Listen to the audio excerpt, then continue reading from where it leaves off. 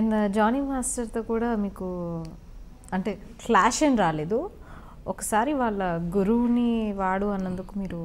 అవును, జానీ నన్ను మాస్టర్ గారు అని పిలిచేవారు.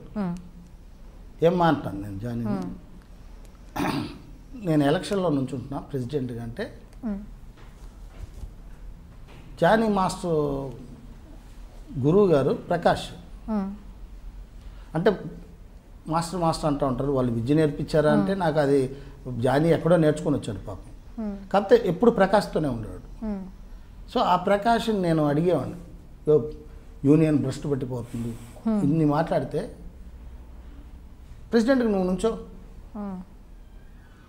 అంటే నాకు ఇంట్రెస్ట్ లేదన్నాడు. నేను ఏ పదవిలో నుంచోను, నాకు ఇష్టం ఉండదు. ఆయన నుంచోమంటే నుంచోలేదు. ప్రకాష్ నా మాట విను అంటే రాకీ ఇంకొకసారి ఈ మాట మాట్లాడితే కరెక్ట్ కాదు అన్నాడు. ఆపేసాను. ఆపేసి నా వారానికి జానీ మాస్టర్ ఫోన్ చేసి గురుగారు వస్తున్నాను, ఇంటికి వస్తున్నాను దా అన్న.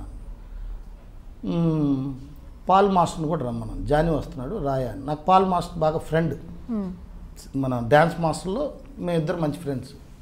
వచ్చాడు. వచ్చిన తర్వాత జానీ చెప్తా వస్తే జానీ మాట ఇస్తున్నానని చెయ్యేశాడు. నువ్వు ప్రెసిడెంట్గా అనొచ్చు, ప్రకాష్ నా బెస్ట్ ఫ్రెండ్, కానీ ప్రకాష్ మాట వద్దు అన్నాడు కనుక నేను నీకు మాట ఇస్తున్నాను, ఎలక్షన్లో నుంచో ప్రచారం చేయన్న. అలా మాటల్లో జానీకి ఆనందం వేసి వాడేంది మాస్టర్ ప్రకాష్ గాడు అన్నాడు. పాట్ పని వచ్చాడు. పాలు పడుకో అన్నాడు. లెగయా అన్నాడు. ఏంటి వాళ్ళ గురువుని రే అంటాడు అని షర్ట్ పట్టుకున్నాడు. అంటే ఇంకోసారి తాడు తీస్తాడు. మీ గురువు నా ఫ్రెండు, ఇక్కడ మాట తప్పాడు, మీ గురువు మళ్ళీ ప్రెసిడెంట్గా నుంచున్నాడు. ప్రెసిడెంట్గా ప్రకాష్ కూడా మళ్ళీ నామినేషన్ వేసాడు. వేయనన్నవాడు వేసావు, జానీని వేయి అన్నాను. ఇంకా వేయలేదు, వేస్తున్నాడు. సో నేను జానీకే సపోర్ట్ చేస్తున్నాను. పాల్ మాస్టర్ పెద్దోడా, నేను ప్రకాష్ గారికి సపోర్ట్ చేస్తాను. సో మీరు ఒకటిగా ఉండండి పాల్, నేను జానీకి మాట ఇచ్చాను, జానీతోనే ఉంటాను నేను. అది ఆనందం ఎక్కువైపో వాడేంది బచ్చగాడు మాస్టర్ ప్రకాష్ గారు అన్నాడు. దానికి కొట్టేశాడు. పాల్ లేదు, షాక్ అయ్యాడు. ఏమన్నారు నువ్వు, ఏమన్నావు పెద్దవాడు అంటే అన్న నేనేమంటే ప్రకాష్, అరే నీ గురువే కదా, రాకి శత్రువునైనా నువ్వు తిట్టినా ఒప్పుకోడు, మేమందరం ఫ్రెండ్స్, నీకోసం పెద్దోడు ఒంటరిగా వచ్చేసి నీకోసం సపోర్ట్ చేస్తానంటే నువ్వు అలా అనకూడదంటే వెళ్ళిపోయి జానీ రెండో రోజు ఫోన్ చేసి మాస్టర్ గారు సారీ క్షమించండి అన్నారు. చెప్పు జానీ అన్న, చెప్పు నాన్న తండ్రి అంట, నన్ను క్షమించండి, నేను ఇంటికి వస్తున్నాను ఇప్పుడు రానా. వచ్చాడు. వచ్చి ఎప్పుడు కౌగిలించుకొని మిమ్మల్ని బాబాయ్ అని పిలుస్తాను. ఏనా లేదు, మా నాన్న చనిపోయాడు, మా నాన్న ప్లేస్లో మిమ్మల్ని చూస్తున్నాను అన్నాడు. చాలా ఆనందం వేస్తుంది. తర్వాత ఒకరోజు ఇంకా అది చంప మీద కొట్టిన దానికి నన్ను ప్రేమిస్తున్నాడు. అంటే ఎందుకు కొట్టాను, ఓహో తను అర్థం చేసుకున్నాడు ఆ బిడ్డ. సో అక్కడి నుంచి ఒకరోజు పానీపూరి సినిమా షూటింగ్ జరుగుతుంటే బాబాయ్ రంజాన్కి మీరు పిన్ని పిల్లలు అందరూ మన ఇంటికి భోజనానికి రావాలని వస్తానన్నాడు.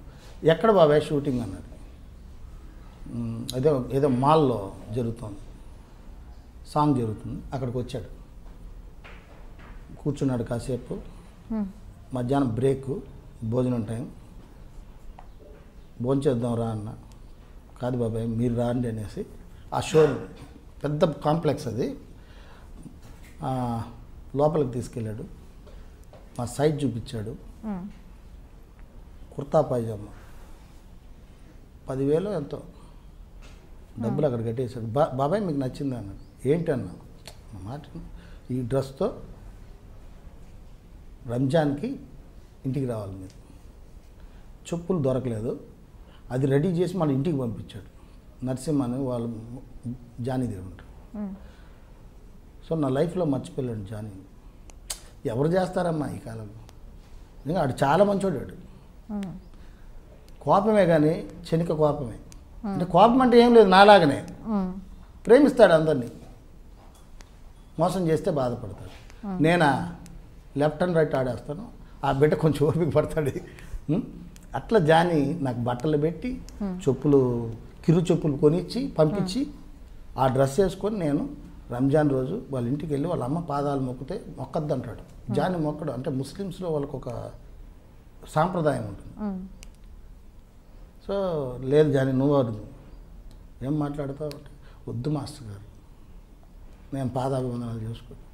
భోజనం కాడ జాని నాతో కూర్చొని నాకు వడ్డించి అది నా లైఫ్లో మర్చిపోను. జానీలో ఆ గొప్పతనం చూశాను. నేను జానీకి డ్యాన్స్ నేర్పలేదు, నా దగ్గర డ్యాన్సర్గా చేశాడు. చెప్తాడు అప్పుడప్పుడు, నాకు అన్నం లేదు గురువుగారు, అన్నం లేని టైంలో మీ దగ్గరికి వచ్చి నుంచుంటే ఎవర్రా ఈ కుర్రాడని చెప్పి సాంగ్లు వేస్తే ఆ సాంగ్ డబ్బులతో నేను రెంట్ కట్టుకొని అన్నం తిన్నాను. చాలు, నాకు అది చాలు. అంతే. అది జానికి. ఇప్పుడు నేను ఏదైనా నాకు ఎక్కువ బాధ వచ్చింది అనుకో, ఏడుపు వస్తుందంటే జానికి ఫోన్ చేస్తాను. ఏమన్నా జానీ అంటే గురుగారు ఎలా ఉన్నావు ఏంటి. ఇప్పుడు నేను ఏదైనా నాకు ఎక్కువ బాధ వచ్చింది అనుకో, ఏడుపు వస్తుందంటే జానికి ఫోన్ చేస్తాను. ఏమన్నా జానీ అంటే గురుగారు ఎలా ఉన్నావు ఏంటి, జానీతో షేర్ చేసుకుంటాను. ఎందుకు ఆ బిడ్డ అంటే ఇంక మిగతా బిడ్డలకి షేర్ చేసుకోలేను అంటే సత్యగాడికి ఫోన్ చేస్తే బెబ్బెబ్బే అట్టాడు పెట్టేస్తాడు. గురుగారు మళ్ళీ చేస్తానంటాడు. ఓహో ఏంట్రా నాయన. ఇంకా శేఖర్కి ఫోన్ చేస్తే కట్ చేస్తాడు. వద్దు. ఒకసారి బాధ ఎక్కువైనప్పుడు చాలామందికి ఫోన్ చేస్తుంటాను. మా గురువు గారికి అమ్మా నాన్న గుర్తొచ్చినప్పుడు అది నాకు ప్రేమ ఎక్కువైపోద్ది. అట్లా జానీ మంచి హృదయం గల బిడ్డ జానీ కూడా. సో ఫైనలీ ఐ థింక్ ఒక అమ్మాయితో ఇంటర్వ్యూ అని చెప్పేసి సెకండ్ అమ్మాయిని కదండి నేను. అవును, TV9లో ఒక అమ్మ, మీరు ఒక అదే ఇంటర్వ్యూ అనగానే ఫస్ట్ మీరు అమ్మాయితో ఇంటర్వ్యూ అన్నట్టు అన్నారు. ఎందుకు అర్థం కాలేదు నాకు. నేను అట్లా అంటే నేను ఏదైనా మాట్లాడితే కఠినంగా ఉంటుంది. TV9లో ఆ బిడ్డతో మాట్లాడే వాళ్ళు కంగు తినేశారు అంటే ఆ బిడ్డ తప్పు, ప్రభాస్ని బూతులు తిట్టారు అనేది. అలా నేను అందుకు మీకు ఇంటర్వ్యూ ఇవ్వాలంటే లేడీస్తో ఏదైనా మాట్లాడినప్పుడు ఒళ్ళు దగ్గర పెట్టుకోవాలి. నేను ఒళ్ళు దగ్గరే పెట్టుకుంటా, మాట ఇమ్మీడియట్గా ఏదైనా చెప్పాలంటే చెప్పేస్తున్నా. అందువల్ల అమ్మ ఆడబిడ్డ కదా, మీరు నన్ను ఏం అడగాలనుకుంటున్నారు, శేఖర్ గురించి ఏం అడగకూడదు అని కూడా అడిగాను.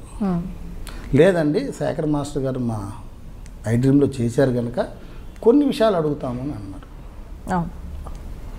అంతేగాని ఇంకెక్కువ అడగకూడదని కూడా చెప్పాను. ఎందుకంటే ఆడబిడ్డతో నేను ఇంటర్వ్యూ ఇది సెకండ్ టైం. సో మీతో మాట్లాడేటప్పుడు నేను నీ తండ్రి లాంటి వాడని కూడా అన్నాను నేను ఫోన్లో నిన్న రాత్రి, గుర్తుందా. సో మీ ఇంటర్వ్యూలు నేను చూశాను, అల్లు అర్జున్ వాళ్ళ తమ్ముడు గారితో తీసుకున్నారు. చూసి వీళ్ళేదో గ్లామర్గా కనపడుతున్నారు, నేనేమో పక్క మాసు, ఏమన్నా అంటే భయపడతారేమో అనుకున్నా. ఏం లేదు, చాలా బాగా మాట్లాడావు, మంచి లౌకికం ఉంది, సమయస్ఫూర్తి ఉంది, మంచి ఫ్యూచర్ ఉంది తల్లి నీకు. నాతో ఎంతవరకు మాట్లాడాలో అంతవరకు మాట్లాడారు, చాలా సంతోషం. అందుకే నేను ఆడబిడ్డతో మాట్లాడేటప్పుడు కొంచెం ఉండాలి కదా, భయం ఉండాలి కదా. Thank you so much master.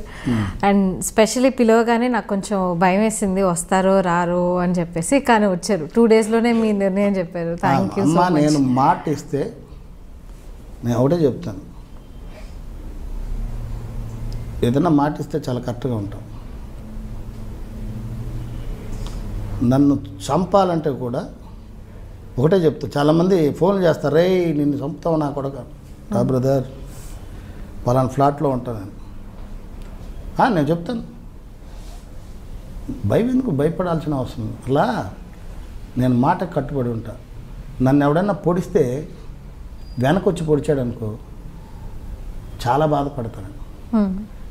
ఆ పొడిచినోడు ఎవరో చూడాలని కోరిక, చచ్చిపోతున్నానని తెలుసు.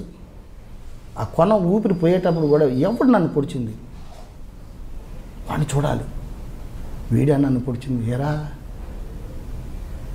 నువ్వు కూడా ఇలా చేసావా. అదే ఎదురుగా వచ్చి పొడిచాడు అనుకో తెలిసిపోయింది, హ్యాపీగా వెళ్ళిపోతాను. అలా మీకు మాట ఇచ్చాను, ఆ మాట కట్టుబడాను. నాకు వెహికల్ లేకపోయినా రోడ్లో నడిచి వచ్చేస్తాను. అంత పిచ్చోడిని. మాటకి కట్టుబడాలి. డబ్బుల విషయంలో ఓసారి రూమ్ రెంట్ కట్టగా ఓనర్స్కి ఇట్లా అంటా నేను, ప్లీజ్ అండి, అయ్యో మాట కట్టుబడలేను. ఎందుకంటే డబ్బు మాదర్ చేయొద్దు.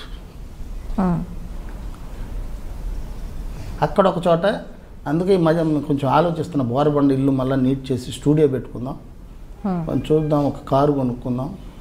సుహేల్ నాకు బాగా పాపం సపోర్ట్ చేస్తున్నాడు, నాకు వండి పెట్టి ఆ సుహేల్తో కొన్ని మాట్లాడుతూ ఏదో ఆ స్టూడియో ఎస్ఆర్కే ఎంటర్టైన్మెంట్ కళామతల్లి సంస్థని లైన్ చేసుకుని ట్రస్ట్ చేస్తూ, చరణ్ ఒకడు మా భార్య గారు పాపం ఆ డ్యూటీ చేసుకొని ఆ బిడ్డని రిష్కమ్మని చరణ్, ఆమె శాలరీ పాపం ఆమె బాధలు ఆమె, కాకపోతే నేను ఆమెకి ద్రోహం చేస్తున్నాను అంటే ఈ సంఘ సేవలు ఏమిటి అని అనిపిస్తే ఎవరికి ఆ తల్లికి కాదు, నాకు ఇదే ఇష్టం. సో ఇదొక్కటే ఆ మాట ఓనర్స్ కాడ కొంచెం ఇబ్బంది పడతాను, సిగ్గేస్తుంది నాకు. ఇంత మాట్లాడతావు నువ్వు డబ్బులు కట్టవాలంటే ఆ డబ్బులు కూడా కొంచెం కావాలి. అదే ఆ సర్వీస్ ఛార్జెస్తోనే ఆ రెంట్లు కట్టుకుంటూ కొంచెం అక్కడ స్టూడియో రెడీ చేసుకొని ఇది చేద్దాం. కానీ నేను మీకు మాట ఇచ్చాను, ఆ మాటకు కట్టుబడ్డాను. చాలా సంతోషం. మంచి మంచి ప్రోగ్రామ్స్ చేసి అభివృద్ధిలోకి రా తల్లి, ఇదే నా కోరిక. థ్యాంక్ యూ సో మచ్ అమ్మ, జై కళమ్మ తల్లి. మీకు కూడా first of all thank you, మీరు పిలవగానే వచ్చారు. అంతేకాకుండా మీ ట్రస్ట్కి, స్టార్ట్ చేయబోయే ట్రస్ట్కి, చరణ్ తేజ్కి ఆల్ ది బెస్ట్. అండ్ ఇప్పుడు నేను ఏదైతే కొన్ని క్వశ్చన్స్ అడిగానో తప్పుగా అడుగుంటే I'm really sorry for that. తప్పేం లేదమ్మా, తప్పేం లేదు, చాలా చాలా మంచిది. నాకు మీ యాంకరింగ్లో నాకు నచ్చింది ఏంటంటే మనిషిని ఎంతవరకు అడగాలో అంతవరకు అడిగారు. నాకు ఇది బిజినెస్ కానీ అనిపించలేదు, ఒక సంస్కారం, ఒక బాధ్యతగా అనిపించింది. ఒక బాధ్యత గల యాంకరు ఏం మాట్లాడాలో అలాగే మాట్లాడారు. మీ ఐ డ్రీమ్కి కూడా నేను కోరుకునేది ఏంటంటే ఒక మంచి మంచి ప్రోగ్రామ్స్ మీ ద్వారా చేయించుకుంటాను. టిఎన్ఆర్ గారు కూడా చాలా లౌకికంగా మాట్లాడతారు, అన్నీ చూస్తూ ఉంటాను ఐ డ్రీమ్ది. సో మంచి ఛానల్ ఇది.